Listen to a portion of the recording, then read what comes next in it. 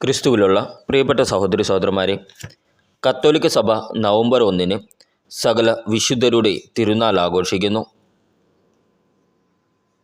വിശുദ്ധരുടെ പട്ടികയിൽ ഔദ്യോഗികമായി തിരുസഭ ചേർത്തിരിക്കുന്നവർ മാത്രമല്ല, വിശുദ്ധരെന്ന് നാമകരണം ചെയ്യാത്ത കോടാനുകോടി ആത്മാക്കളും സ്വർഗത്തിലുണ്ടല്ലോ.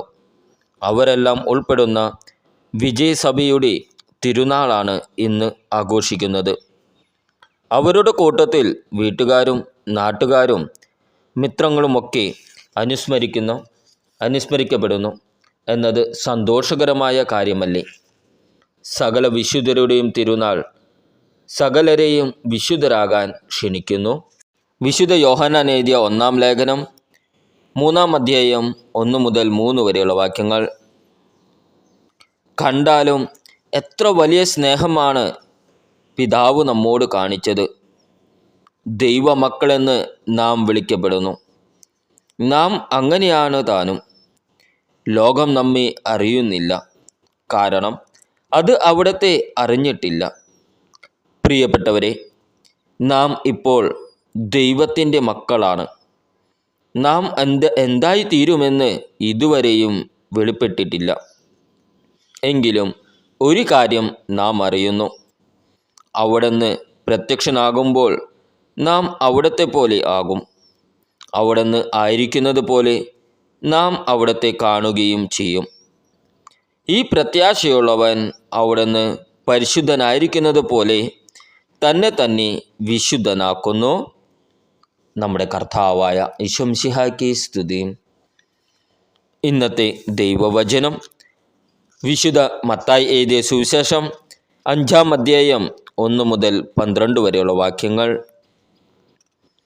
ജനക്കൂട്ടത്തെ കണ്ടപ്പോൾ യേശു മലയിലേക്ക് കയറി.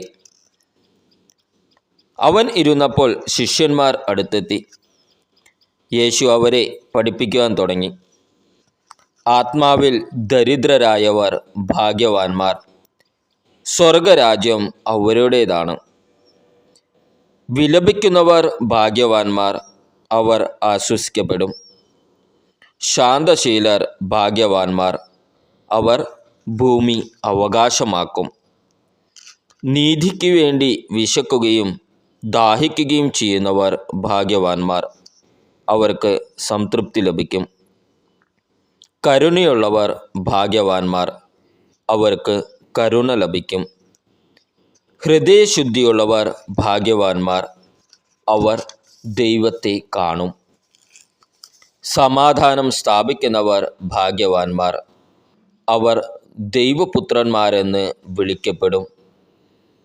നീതിക്ക് വേണ്ടി പീഡനമേൽക്കുന്നവർ ഭാഗ്യവാന്മാർ, സ്വർഗരാജ്യം അവരുടേതാണ്. എന്നെ പ്രതി മനുഷ്യർ നിങ്ങളെ അവഹേളിക്കുകയും പീഡിപ്പിക്കുകയും എല്ലാവിധ തിന്മകളും നിങ്ങൾക്കെതിരെ വ്യാജമായി പറയുകയും ചെയ്യുമ്പോൾ നിങ്ങൾ ഭാഗ്യവാന്മാർ. നിങ്ങൾ ആനന്ദിച്ചാഹ്ലാദിക്കുവിൻ. സ്വർഗത്തിൽ നിങ്ങളുടെ പ്രതിഫലം വലുതായിരിക്കും. നിങ്ങൾക്ക് മുമ്പുണ്ടായിരുന്ന പ്രവാചകന്മാരെയും അവർ ഇപ്രകാരം പീഡിപ്പിച്ചിട്ടുണ്ട്. നമ്മുടെ കർത്താവായ ഈശോ മിശിഹായ്ക്ക് സ്തുതി.